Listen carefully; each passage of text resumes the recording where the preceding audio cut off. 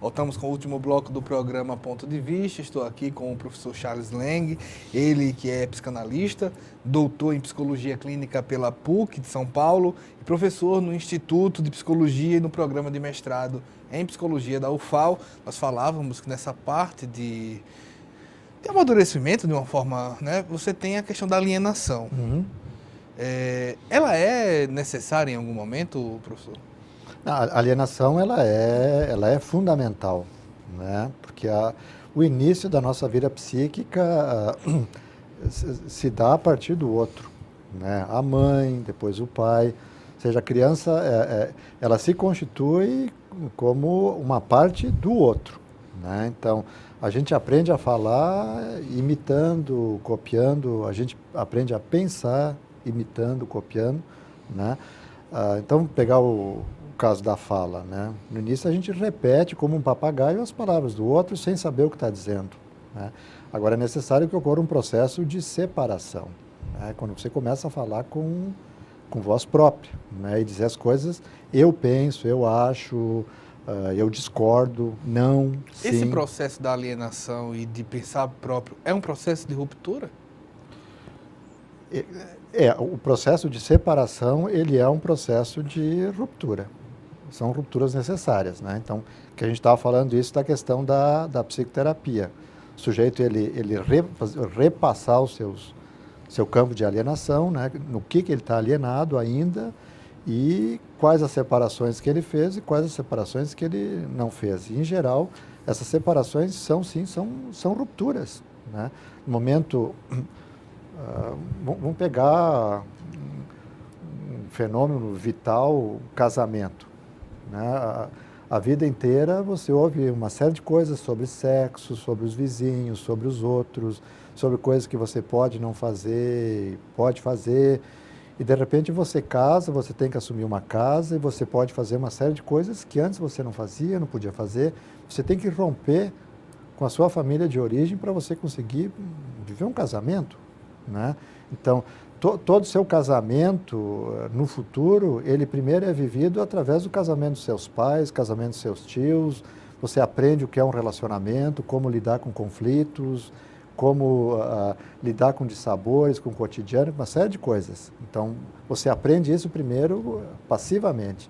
Agora, numa relação no casamento, numa relação com uma pessoa na idade adulta, você tem que se separar do pai e da mãe. O Freud tinha uma frase dizendo que você ia para a cama com 4 pessoas a mais, né? Algo nesse sentido, né? Dos pais, né? Dos folclores. De fato né? De fato. E quando você casa, você não casa com qualquer pessoa. Você casa com uma pessoa que ela tem os mesmos sintomas que você. Né? Porque um casamento, de certa maneira, ele é um sintoma. Né? Você faz um sintoma com alguém e, na medida que esses sintomas na relação a gente começa a analisar eles, o casamento não suporta. A gente falando da questão da depressão. Sim, voltamos. E falando da celeridade, muitas vezes, dessa sociedade, no fator de entendendo a depressão como um momento de baixa potência, o ambiente, estar num ambiente em que se faz bem, desde sua casa, desde seu trabalho, sua realização profissional, desde estar casado com a pessoa, o lugar no mundo tem um valor importante nessa soma de fatores que a gente precisa analisar na hora de entender o que leva uma pessoa à depressão? Uhum.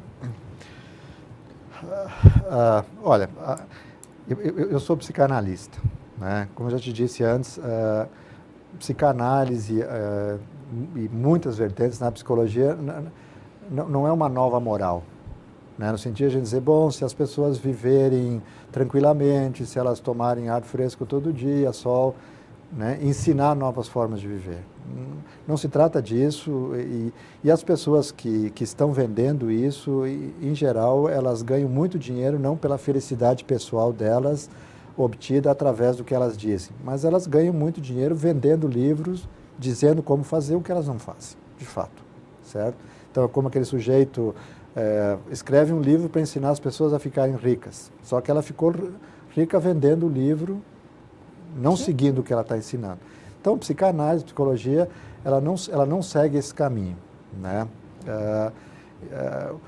O trabalho terapêutico, psicoterapêutico, o trabalho analítico, se ele tem alguma coisa a esclarecer, a dizer, a apontar, eu acho que são dois faróis que nós temos hoje. Um é Jacques Lacan e o outro é Donald Winnicott, né?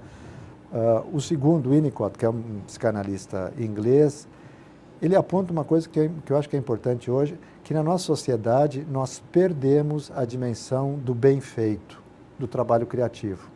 Ou seja, o nosso sistema taylorista de produção, cada um faz uma parte, cada um faz uma coisa, ele nos aliena, no sentido, nos separa dos outros. Você sabe fazer aquilo ali, mas você não conhece muito o que o outro faz. E não importa muito você se reconhecer no bem feito. Eu fiz algo bem feito, com arte, né? Você tem que produzir. Então, se pega um operário, alguém em qualquer área, importa a quantidade que ele produz, não a qualidade, e não interessa se está bem feito ou se ele se reconhece. Então, hoje em dia, nós pouco valorizamos a criatividade, né? As crianças compram os brinquedos prontos, elas não criam coisas, não criam histórias. Então, o Winnicott apontava muito isso, a perda da criatividade. Lacan vai falar a questão do bem feito. Você voltar a valorizar na sua vida as coisas bem feitas, fazer bem as coisas, o bem dizer, né? Para Lacan, se existe assim, alguma coisa final, pontual na psicanálise, é uma ética do bem dizer. E a ética do bem dizer, ela não diz o que é o bem, o que é o melhor. Ela diz, olha, diga as coisas bem e esteja naquilo que você diz, né? Que eu acho que é uma coisa que está faltando hoje em dia. Porque, de um lado, você não pode ser muito criativo, que o criativo não é valorizado. As pessoas criativas geralmente passam dificuldades financeiras, né? E, de outro lado, você não pode ser muito autêntico, muito ligado ao que você diz. Você tem que dizer o que os outros querem ouvir, certo? Isso é terrível. Para a gente estar chegando ao final, hoje tem idade para estar depressivo? A idade, por exemplo, uma criança pode ter depressão? Sim, sim. O que a gente sabe assim, hoje é que a depressão, mais no sentido psíquico, ela é alguma coisa do início da vida.